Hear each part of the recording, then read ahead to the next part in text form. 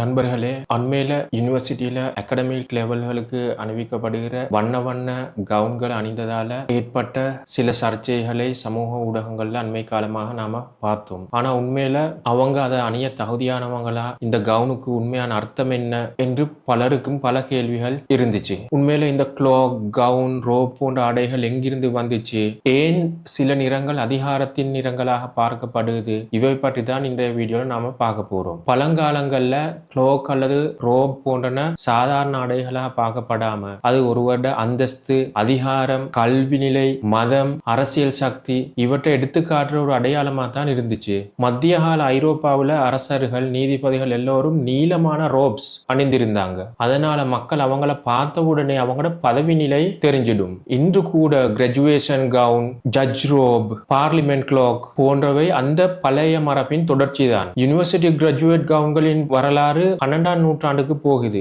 அப்போ ஐரோப்பிய பல்கலைக்கழகங்கள்ல கடும் குளிர் நிலவியதால ஆசிரியர்களும் மாணவர்களும் நீண்ட கவுன் அணிஞ்சாங்க. பிற்காலங்கள்ல அது கல்வி அடையாளம் ஒன்றாக மாறிச்சு. இன்றும் பேச்சுலர், மாஸ்டர், டாக்டரேட் டிகிரிகளுக்கு வேறு வேறு கவுன் மற்றும் ஹூட் டிசைன்ஸ் இருக்கு. சில யூனிவர்சிட்டிகள்ல சிவப்பு நிறம் உயர்ந்த அகாடமிக் ஓனரை குறிக்குது. சில இடங்கள்ல கருப்பு டிசிப்ளினை குறிக்குது. சிவப்பு நிறம் உலக வரலாற்றுல மிகவும் சக்தி வாய்ந்த ஒரு நிறமாக பார்க்கப்படுது. அது ஏனென்று பார்த்தால் அரசர்கள், கார்டினல்கள் போன்ற உயர்மட்ட கிறிஸ்தவ மத தலைவர்கள், சில நீதிபதிகள், இராணுவ தலைவர்கள் இவங்க பலரும் சிவப்பு அல்லது ஆழமான நிற ராப்ஸை பயன்படுத்தினாங்க. ஏனென்றால் சிவப்பு என்பது அதிகாரம், தியாகம், மரியாதை, சக்தி ஆகிய நிறங்களை குறிக்குது. இப்போ சமூக ஊடக காலத்துல ஒருவர் ஒரு கவுன் அணிந்தாலே உடனே எல்லோரும் அதன் பின்னணி பற்றி கேட்க ஆரம்பிக்கிறாங்க.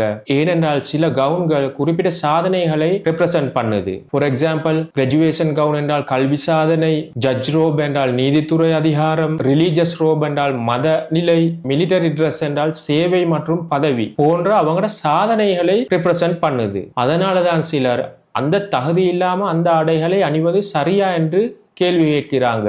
ஆனா மறுபுறம் இது வெறுமனே ஒரு சிம்போலிக் ட்ரெஸ் என்று மட்டுமே சொல்ற ஒரு கூட்டத்தாரும் இருக்கிறாங்க. உண்மையில ஒரு கவுன் அல்லது க்ளோக் என்பது ஒரு வெறும் சாதாரண துணி அல்ல.